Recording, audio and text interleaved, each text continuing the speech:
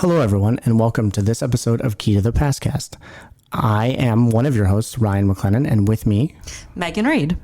This is a Trumbull County Historical Society production, but we are generously supported by Ohio Humanities and the Community Foundation of the Mahoning Valley. Thank you so much for supporting this season. Yes, thank you. Before we get into the episode, which is with Dr. Floyd from Grace AME Church, we wanted to just give you a little brief overview of what the interview sort of looks like. Dr. Floyd talks a little bit about his history, the start of Grace AME Church, not only here in Warren, but sort of nationally, which is pretty interesting to listen to. And one of the things that I really like to focus on in these sort of interviews, especially, is where churches are going or where organizations are going. So Dr. Floyd talks a bit about that, which is really kind of cool to be a part of. And then did you have any highlights that you sort of remember at all? Oh man, I think that this interview is particularly impactful for me because this church, Grace AME in Warren, opened very early. It was 1874 was the very first congregation, and getting a sense of the organizing that early Black residents were doing here in order to have their first church is really powerful. And I love that story of this. And I think that comes across in Pastor Floyd's interview. Yeah, well said. Well said. The eldest of two sons, Shane K. Floyd, was born July 29th, 1971 in Youngstown, Ohio, to Frederick C. Floyd and raised by Frank Stewart and Fannie Stewart. His parents provided a solid upbringing involving membership at Price Memorial AME Zion Church of Youngstown, Ohio. He was very active in the life of the church. It was in the church that Reverend Floyd began to develop his leadership abilities by being a part of the junior church. Reverend Floyd entered Central State University of Wilberforce, Ohio. He graduated with honors, obtaining a Bachelor of Arts degree in psychology in June of 1994. In the fall of 1994, Reverend Floyd entered Payne Theological Seminary. He later enrolled in United Theological Seminary, where he obtained his Master's of Divinity degree in 1998. Upon graduation, he became pastor of Residence Park United Methodist Church and assistant director of Wesley Community Center, where he served for 2 years. I'm going to stop the bio here because Dr. Floyd's resume, while very impressive, is long, and I want everyone to get a chance to read it for themselves. So we're going to add it to our site page for the podcast. So please make sure you check it out. All right, without further ado, Dr. Floyd.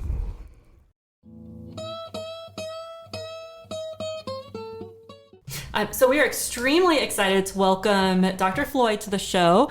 Dr. Floyd is the pastor at Grace AME Church in Warren, Ohio.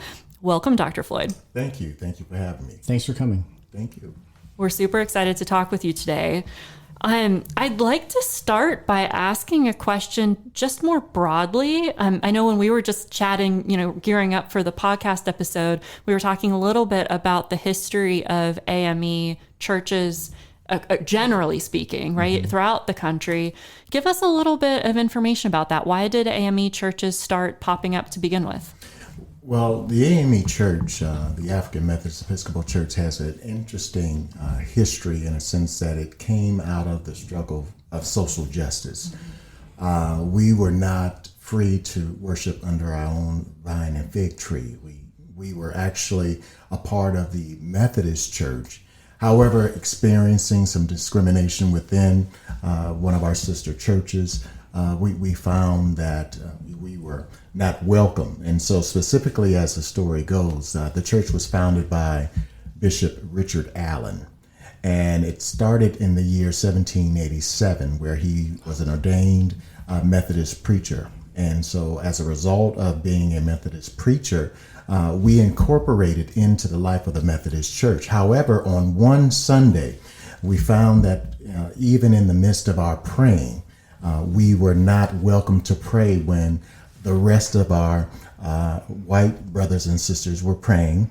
And so we wanted to pray at the same time. However, we were told that we had to wait until our white brothers and sisters finished their prayers, and then we could pray. So if we were going to be incorporated into the life of the church, We just felt that we should pray, and our prayers was just as valid as anyone else's prayers. However, one of the ushers from St. George's Church, in which this all took place, came to Richard Allen and a gentleman by the name of Absalom Jones and tried to lift Absalom Jones off of his feet during the midst of his prayers. And so Absalom Jones looked up and said, "Let us finish our prayers, and we will trouble you no more." Hence the start of the AME Church. We walked out of the facility and we started our services in a very humble beginning in a blacksmith shop.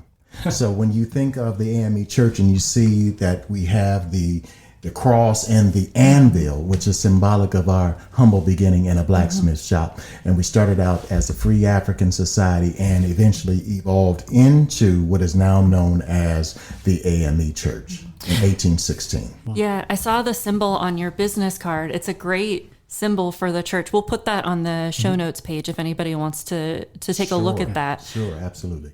So tell us a little bit about the local chapter here. How did it start? When did it start? Right. How many people are in your congregation? All that stuff. Sure. So we have humble beginnings here in the city of Warren. And interestingly enough, when you think of African Methodism in this area, we were the first organized black church in this area in the year 1874. There were approximately 10 black families here in the city of Warren, and all of them were a part of the AME Church. And so the AME Church had its start in a little church on Market Street. And so from there was adjacent to the Mahoning River. And so in the year 1913, there was a huge flood from what I recall in the history. And so it absolutely wiped out the foundation of the church. And so as a result of coming to the rescue of Grace AME Church, First United Methodist Church came to our aid and actually helped us to get reestablished again, along with various community partners and sister churches around the community. So in the year 1949, we then moved to Southwest Main Street here in the city of Warren. And so as a way of moving forward and spreading African Methodism, we've been there ever since. So the church has a great history in that it has really served as community partner oriented, where we've had assistance and we've gone to the assistance of other churches. But in essence, we've been a service driven church since our inception in 1874 here in the city of Warren. That's very cool. Yeah, that's cool. Interesting. At the time when AME churches were just starting, all the way up to when the one in Warren was formed, it seems like this church would have played such a critical role, like you just said, being the first black church in Warren, would have played such a critical role in the black community, being a support system. Sure. Can you talk a little bit about what churches and religion meant in the black community when these churches were being formed?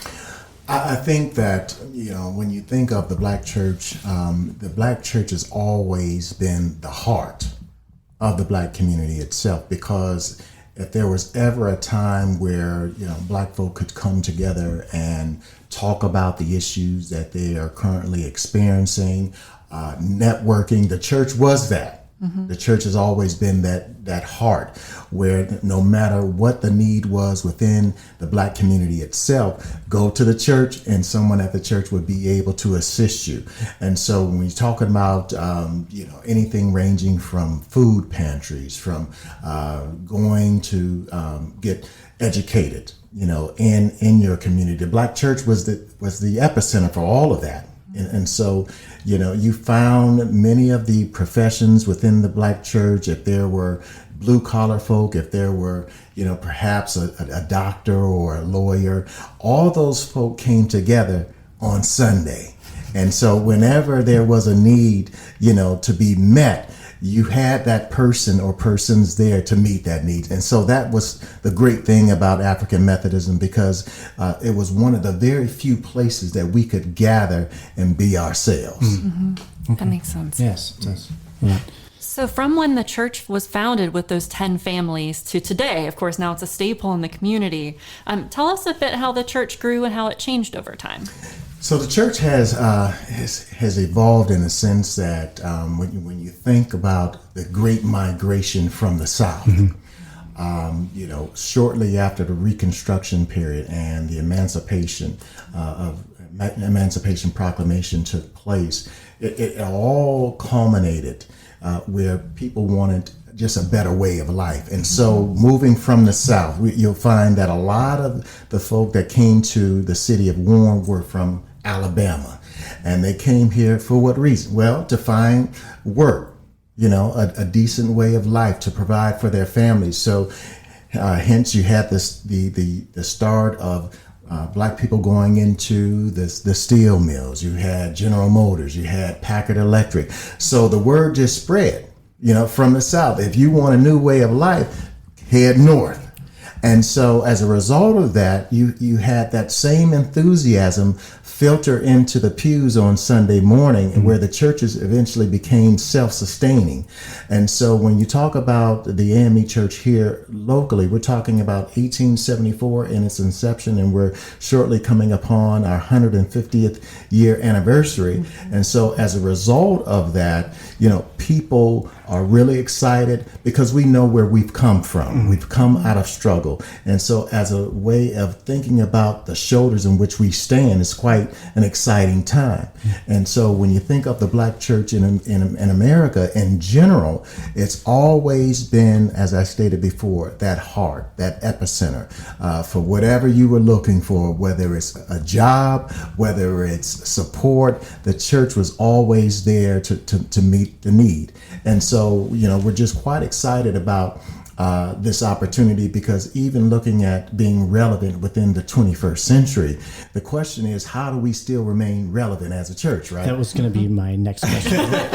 Where do you see the next 150 years? Yes. Question. And then also, what do you got planned for the 150th anniversary? So I think that in light of celebrating 150 years, we're also taking a look at ministry, right? So what does ministry look like in the 21st century? Well, one of the things that we're really interested in now is mental health.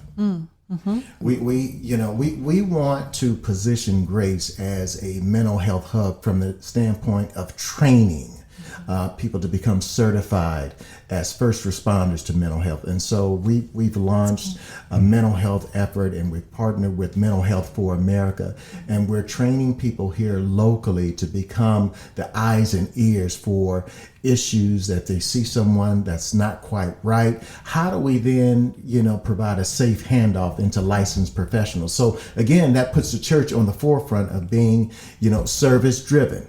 Okay, and so that's one of the areas. Also, we're looking at as a district, a church district, how do we become relevant in terms of economic development, economic empowerment? So we're looking at land opportunities, not so much to build, new churches. If that happens, fine. But what could we do in terms of meeting the needs of a people, whether it's community center, whether it's something that can, address a specific need within, for an example, the city of Warren. Let's build an outreach arm for that experience for people, so that if you're not comfortable coming to church, well, let's meet the need first and take care of church later on. Because if I can't provide a need, meet the need, if I can't feed you, if I can't give you clothing, it's pretty hard for you to come listen to a sermon if you're, hungry. So how do we become more relevant is really a focus for us going forward. That's amazing. More relevant. That's amazing.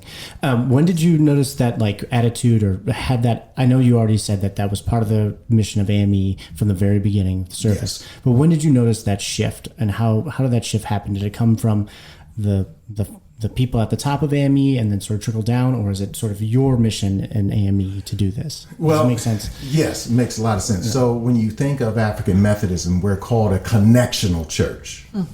And what that means is we're connected in our worship experience, but we're connected in the various platforms that we have as it relates to, going out into the community. You'll find that a lot of the similar programs that we have going on are being done in other areas of the country.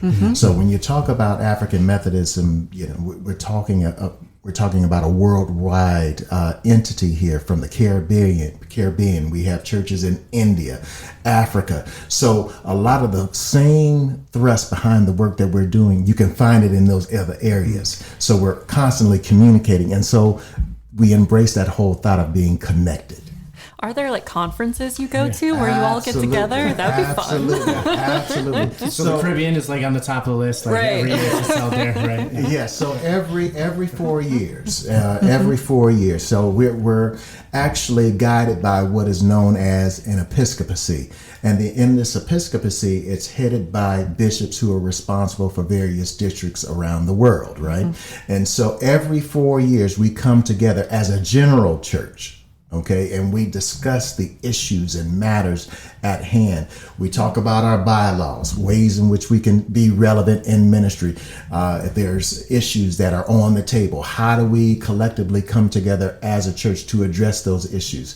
But also the pageantry and all of that. Every 4 years, we're electing bishops. So that's like the culminating event, to the general conference. So we're quite excited about that. And as a matter of fact, next year, 2024, we'll be meeting in Columbus, Ohio. Oh, very that's fun. interesting. Very cool. Yes. Ohio, the heart of it all. You just made Governor DeWine Very happy. Right. Oh, that's funny. So if I can circle back really quick, what do you have planned for the 150th anniversary? What activities is it going to be year-long things? Is it going to be specific days, a month long? What's Yes, going on? good question. Yeah. So we're ramping up in such a way that we're looking at what we could do throughout the year. Whether it's launching new programs that speak to becoming even more service driven in how we engage the community. We're looking at that. We're looking at how can we engage our local churches to become even more ecumenical in how we engage our brother and sister churches of different faiths, right? So we have a history of that, and I think that it's just an event that we know for 150 years we haven't done it by ourselves. First of all, God has brought us this far, right? But also we know that we've met some good friends along the way. So we want to share the experience and also share our appreciation for all of those folk who were instrumental in making grace what grace is today. And so we're looking at a year-long activity of events where it's service-driven, where it's celebration, all those things wrapped up in one. Cool. That's very cool. Yeah, it is. I'd like to switch a little bit to like your role as a pastor, as a leader in the Warren community. You've been at your role since October, Yes. you said. So what does it mean to you to play a leadership role in our community today? Yes, interesting, because having served in the ministry, I was just blessed to have my first church at 26 years old. Wow, that's early. Yes, it is. Yes. Been some ups and downs. never a dull moment. Right. Yeah. But looking at this area is special, and the reason why it's special to me because I was born and raised in Youngstown, Ohio. So we're talking about neighboring counties and cities, but being a part of this area is special in a sense that when you look at how the church actually started, the effort that went into establishing this church, it does something to you when you think about the first families who were here and what they had to endure in order to just simply worship, right? And so as a way of, being appointed here, I just see that, as John Wesley put it, who's the founder of Methodism itself, he said that the world is your parish. And so my thought with that is how do we become more relevant as a ministry in the city of Warren? How do we do a better job of promoting what we do as a church? How do we, be more community and engagement driven as well? Because we know that no one church can do it. But at the end of the day, if we could connect with for an example, what Second Baptist is doing, what Restoration Church is doing, this whole theme of ministerial alliances and being more ecumenical, I think that we'll find that we have more in common than being different, because it's going to take a lot of us pulling together to ensure that people have some safe spaces that they can go to. And it's not a competition thing. If you can find your church, down the street, hey, God bless you. If you can find your church across town, God bless you. But how can we get people excited just in general about church, period?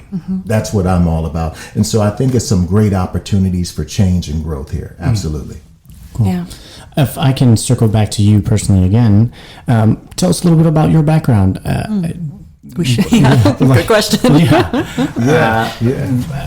I know you said you're from Youngstown. You were born and raised there, but you went on. You got a doctorate. Yes. Tell us about that. Yes. And then how did you end up becoming a pastor? Yes. Well, I tell you, it wasn't something that I accepted right away.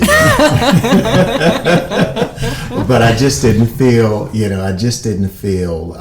comfortable, doing anything else.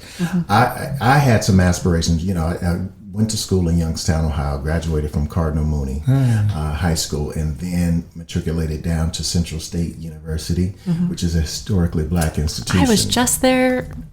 We went to Yellow Springs a couple weekends ago, and we drove straight through with Wolver. Yeah. That's right. Great place. Oh yeah, it was awesome. Yes, and so the whole HBCU experience. I'm just grateful for that experience, and so graduating from Central State, I had ideas and thoughts and aspirations of being a psychologist. But that wasn't what the man upstairs wanted. Right? But you're starting to do that now with your programs. It all the point of departure is the point of return. That's right. Yeah. So the Lord has a wonderful sense of humor, and so that as I struggled with that and fought it, I just didn't find satisfaction in doing anything else. So from Central State, I eventually went into Payne Theological Seminary, started my Master's of Divinity, which is the theological training that ministers receive in the AME Church. And then I completed my studies and actually earned my Master's of Divinity from United Theological Seminary, which is a Methodist seminary in the city of Dayton. And that's when I came into my first church as a pastor. And so a couple years later, education has always been a passion of mine, and so did some work in Dayton Public Schools as well, and charter school movement. And then from there, got my PhD from Miami of Ohio. And so Go Red Hawks. Yeah, go Red Hawks. That's right. Our AmeriCorps member will be very happy about that. Yeah, she will be. Yeah. And so that was just a great experience for me, such a rich tradition in all those institutions that I've been a part of. And I would just say from an educational standpoint, it's been like that pot of gumbo. I was able to experience a little bit of everything. And so I'm grateful for the experience. And so been pastoring, ever since, and pastoring in the Cincinnati, Dayton area, and then eventually moving to Cleveland. And now I've landed here in the city of Warren, and just quite pleased for the journey. Do you have like a favorite moment in your pastoring so far? Is there like one moment that really stands out to you as like, wow, that was like, that really made an impact on me? Yeah, I would just say that when I gave my first sermon, as a young man, and I look back at 26 years old and some of the things that I was thinking about then, and I looked at the message. I said, "Oh my goodness, what was I talking about? What was I talking about, right?" But you grow, So that was a pivotal moment. But I think more importantly for me, from a service standpoint, being able to be, in lockstep with some great leadership, for social justice, having the opportunity to meet some great people along the way.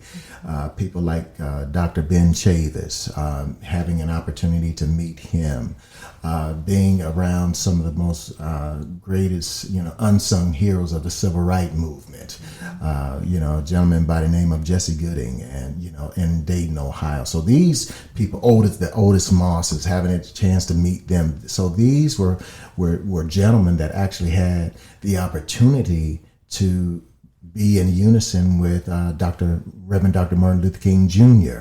So they had some stories to share. And so I was like a sponge absorbing all of that. So I think for me, a lot of what they did rubbed off on me, and so I've just been fortunate to be around some great pastors and teacher leaders along the way. So I have a two-part question. So you talk a little bit about your experience, like background, becoming a pastor. Who were some of the influences in that process, becoming a pastor? How did you feel the calling always, to be on the pulpit, if that makes sense? Yeah. For me, I think my motivation and support came from my family.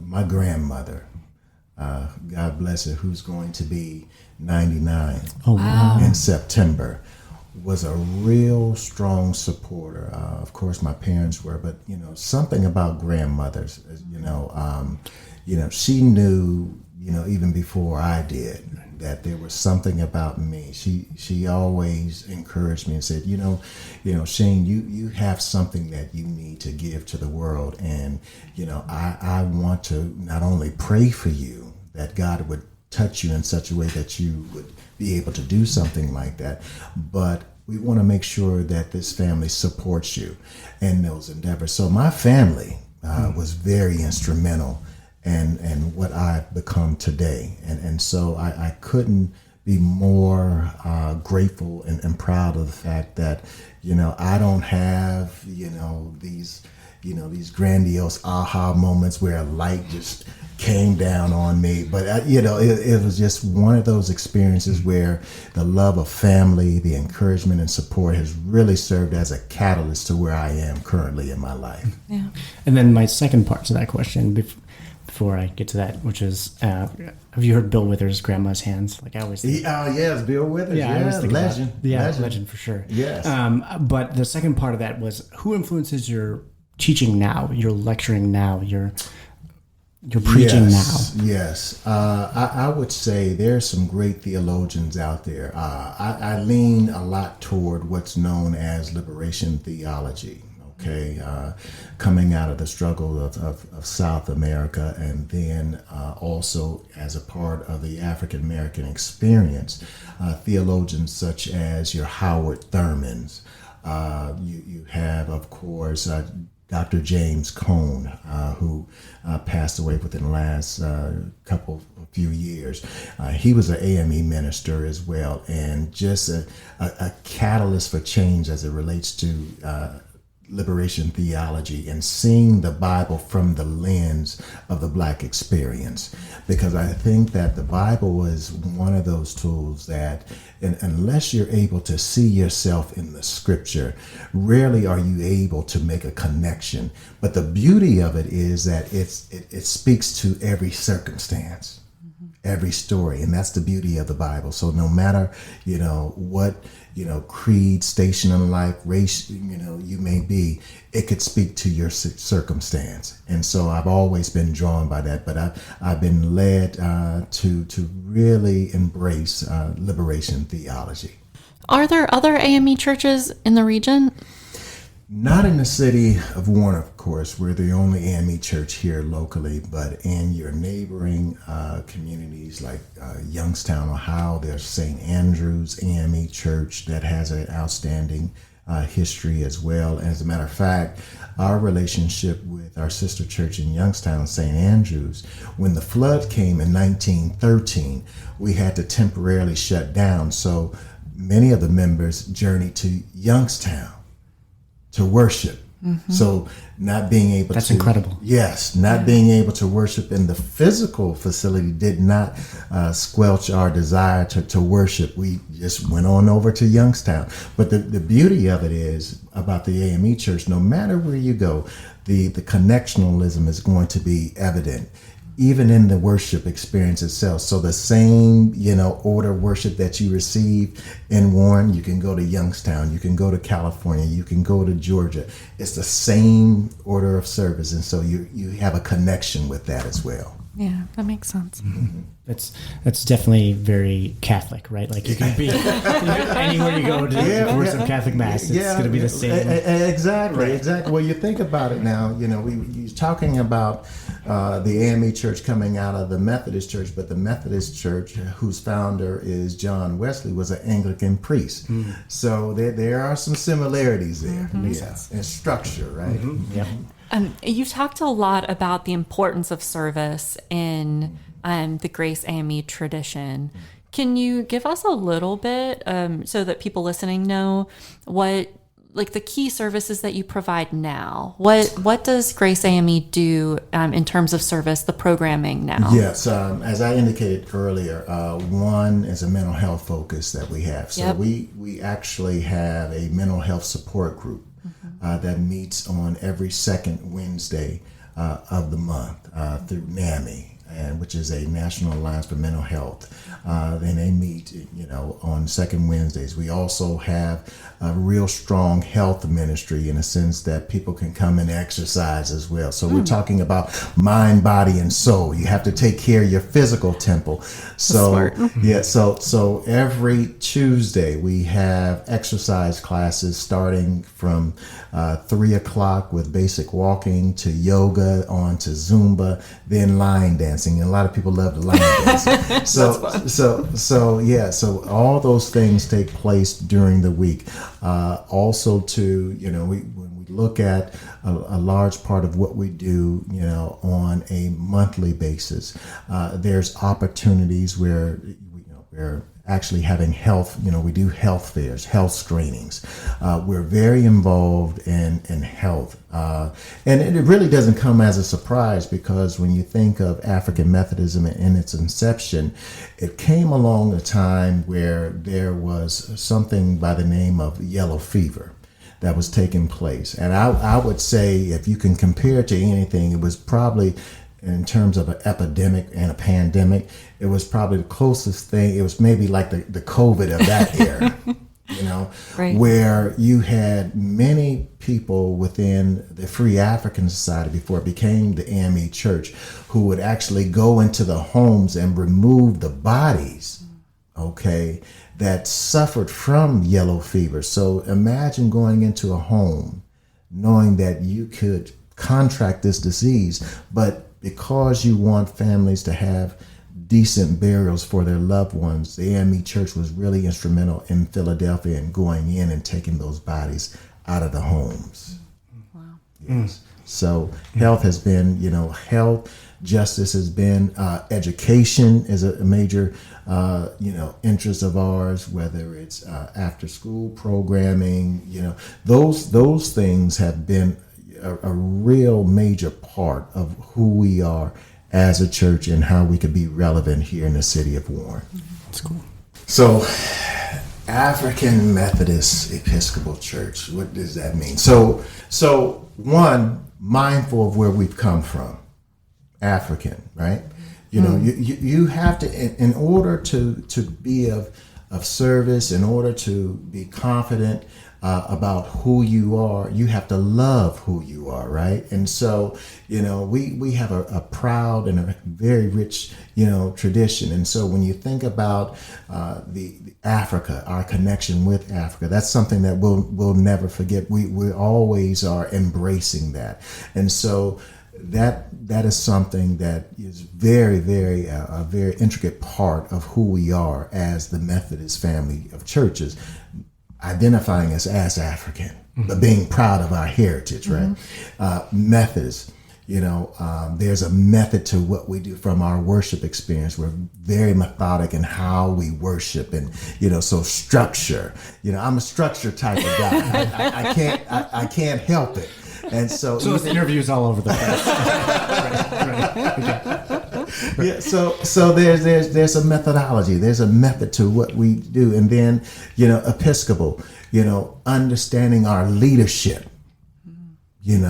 where it's guys just like myself who were called to a greater service, becoming a bishop in the church.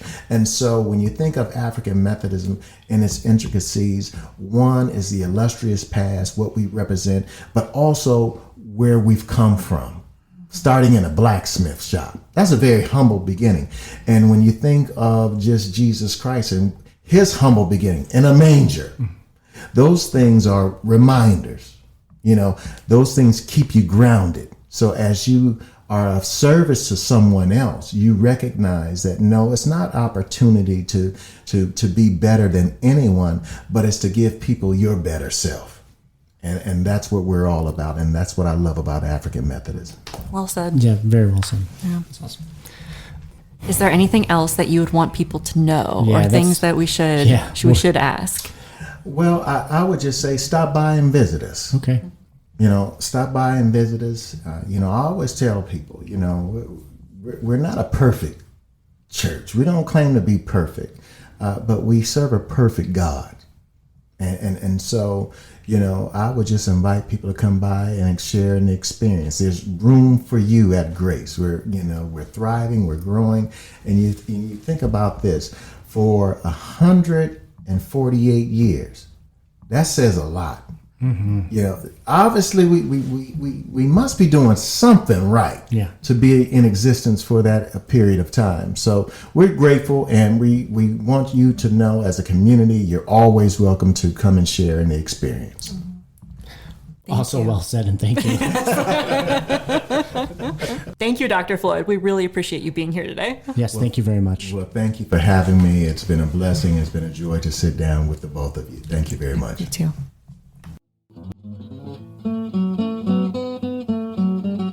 For the object highlight this episode, we are going to be focusing on Carrie Green Mountain. And Carrie was one of the very first founders. She was in the founding circle for Grace AME. And Carrie was such an interesting personality in Warren. And at the Trumbull County Historical Society, we are very grateful to have her apron in our collection. And there will be a photograph of an apron that she wore and she owned on the podcast website. So please take a look at that. It's a blue and sort of white cream colored checked apron that she would have used. And Carrie, and I'm going to give a very brief overview here. There's a lot more information out there about Carrie Green Mountain, both through the Trumbull County Encyclopedia page on our website. She has an entry there.